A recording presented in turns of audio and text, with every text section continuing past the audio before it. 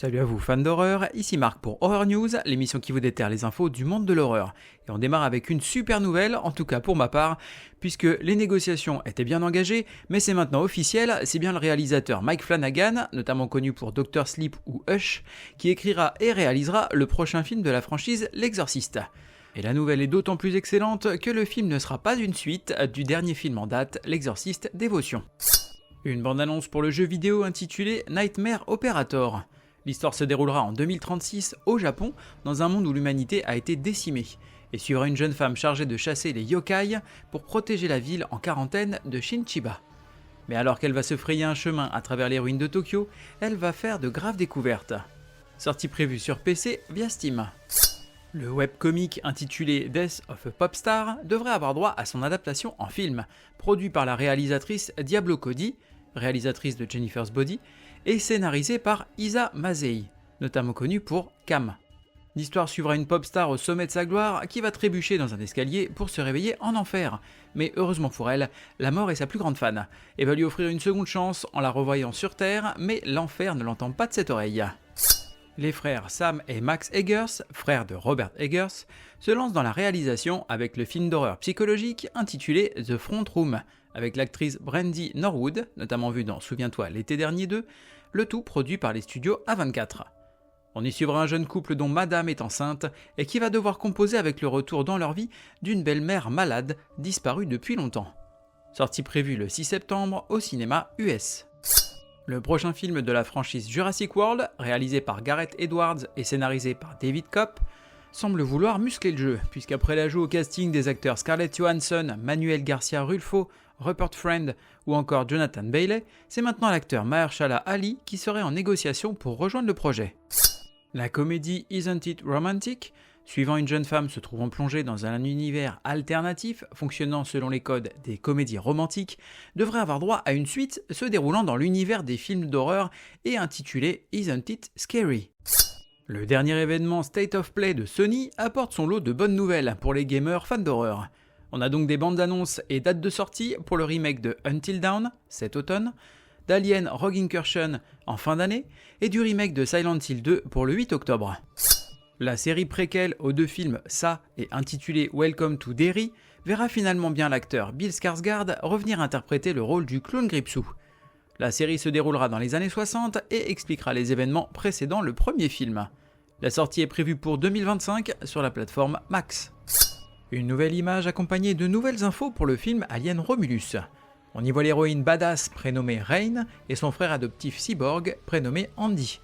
On apprend que l'histoire devrait tourner autour de ces deux personnages principaux, avec Andy qui est un ancien modèle de cyborg censé s'occuper de Rain à la mort de son père. Mais ce dernier étant défaillant, les rôles se sont inversés. On va découvrir à travers le film comment va évoluer leur relation quand la situation va déraper. Sortie prévue le 14 août au cinéma. Un premier teaser pour le nouveau film de la franchise Silent Hill, intitulé Retour à Silent Hill, est réalisé par Christophe Gans. L'histoire suivra celle du second jeu et donc d'un homme ayant perdu l'amour de sa vie et qui, après avoir reçu une étrange lettre, décide d'aller enquêter dans l'étrange ville de Silent Hill. Une bande-annonce pour la comédie horrifique intitulée Scared to Death, avec les acteurs Lin Shaye, notamment vu dans Insidious, et Bill Moseley, notamment vu dans Massacre à la tronçonneuse 2. On y suivra un jeune aspirant réalisateur qui va proposer à une équipe préparant un film d'horreur de faire une séance de spiritisme dans une véritable maison hantée. Riche idée.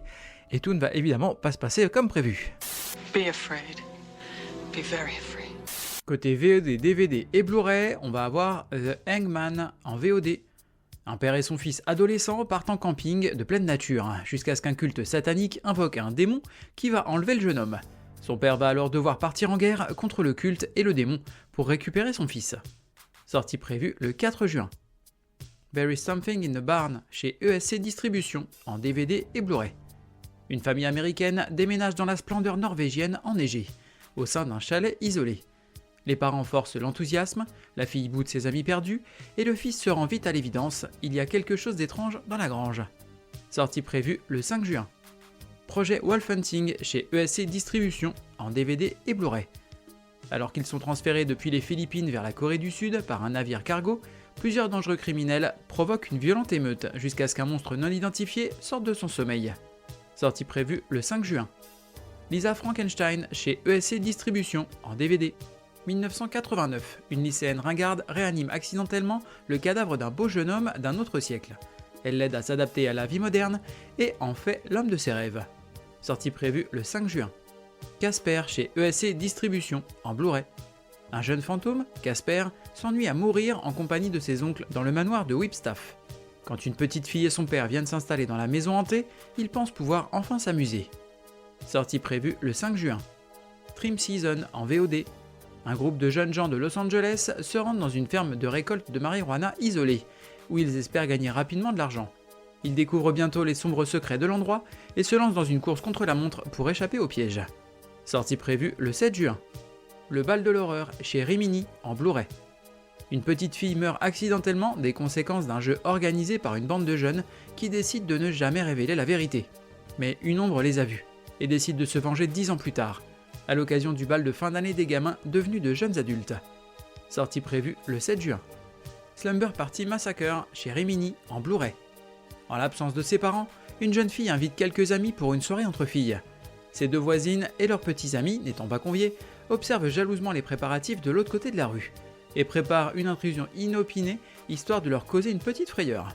Mais tout ce petit monde ignore qu'un tueur évadé de l'hôpital psychiatrique a lui aussi l'intention de participer à sa manière à la petite soirée. Sortie prévue le 7 juin. Bon bah alors ça quand même, ça se voit pas tous les jours. Côté streaming, on va avoir le tant attendu Sous la scène de Xavier Jeans sur Netflix. Été 2024, Paris accueille pour la première fois les championnats du monde de triathlon sur la Seine.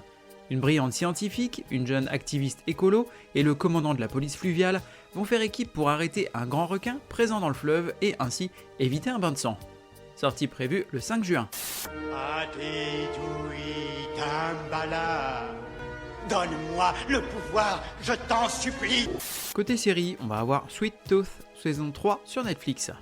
Plusieurs années après les mutations provoquées par le grand effondrement, un hybride mi-garçon, mi-cerf se lie d'amitié, contre toute attente, avec un marginal solitaire.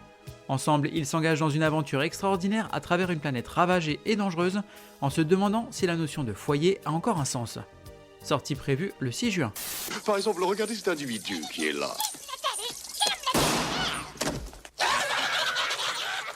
Côté livre, on va avoir Spawn, King Spawn, tome 4, chez Delcourt, en comics. Spawn commence à réaliser qu'il n'a été qu'un pion dans tout ce qu'il a vécu récemment, et ça ne lui plaît absolument pas. Ceux qui ont tenté de le manipuler risquent de le regretter, car sa vengeance serait terrible. Sortie prévue le 5 juin. Werewolf by Night, l'intégrale, tome 1, chez Panini Comics. À sa majorité, Jack Russell découvre la terrible malédiction qu'il a héritée de son père. Les nuits de pleine lune, il devient un terrible loup-garou. Sera-t-il capable de maîtriser la bête pour ne pas faire de victimes innocentes, tout en affrontant les nombreux êtres maléfiques attirés par son pouvoir?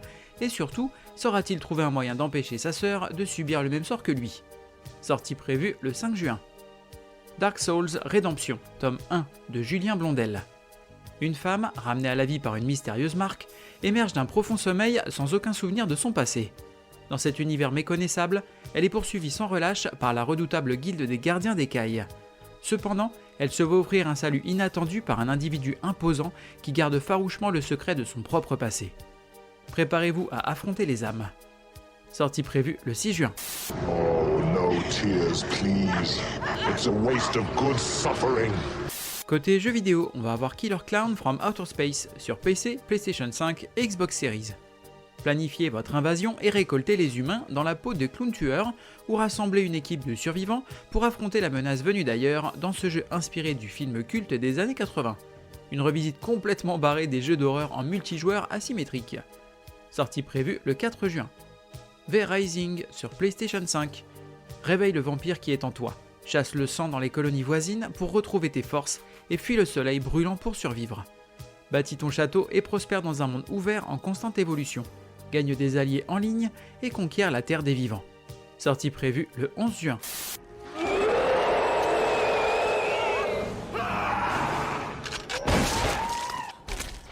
Terminons cet épisode avec une reco, et ce sera le comics Something is Killing the Children.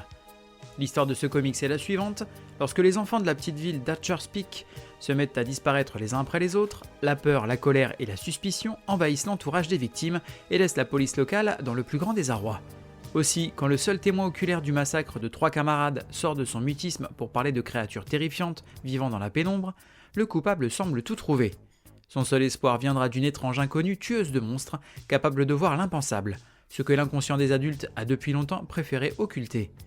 Les 7 tomes édités à ce jour sont disponibles chez Urban Comics. Merci à vous d'avoir suivi cette émission, je vous invite à me suivre sur les différents réseaux sociaux ainsi que sur YouTube et n'hésitez pas à diffuser le podcast autour de vous. Il ne me reste plus qu'à vous souhaiter bonne semaine et bon frisson.